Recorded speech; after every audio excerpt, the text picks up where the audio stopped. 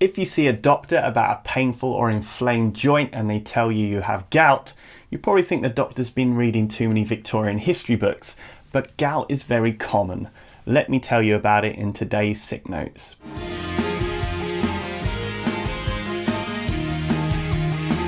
Hello, my name is Dr. Ed Hope and welcome back to Sick Notes, where we jargon bust medical terms. Today we're talking about gout. The symptoms of gout are an extremely painful joint that may also be red, hot and swollen.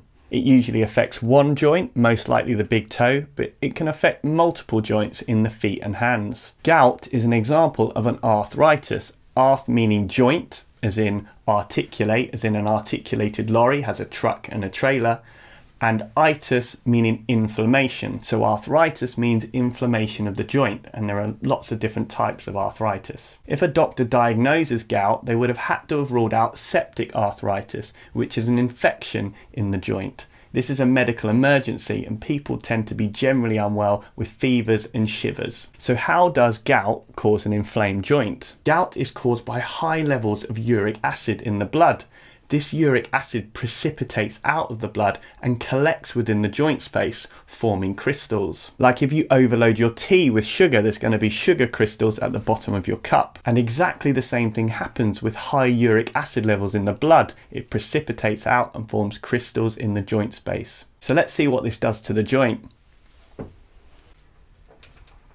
I'm using Nina's knee here, but as I said earlier, it usually affects the big toe. In a normal joint, the ends of the bones are covered in a beautiful smooth layer of cartilage to make sure there's not very much friction, and this has some synovial fluid around it which helps lubrication, again aiding the smooth movement. In gout, crystals form within this synovial fluid, so you can imagine now how painful it is. Every time you move the joint, these crystals become crushed and cause pain to the joint, and this irritation from the crystals is what causes the body to have an inflammatory reaction and makes the joint red, hot and swollen. Uric acid precipitates out of the blood at lower temperatures. That's why it's more common in the big toe, because your feet are a little bit colder than the rest of the body.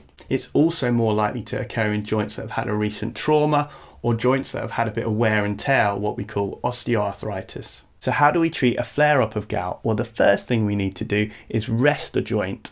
We then also need to elevate it if we can, and also keep it cool, so some ice bags wrapped in a towel. All these help reduce the inflammation. Your doctor may also prescribe anti-inflammatory medications like ibuprofen, although these can have the side effect of causing stomach problems, so they might also give you another medication to help offset this called a PPI. Another anti-inflammatory called colchicine is also often used. As the old adage goes, prevention is better than the cure, so reducing the amount of food you eat that has uric acid in can prevent future attacks. These are foods that contain things like yeast extract, red meat, oily fish and seafood.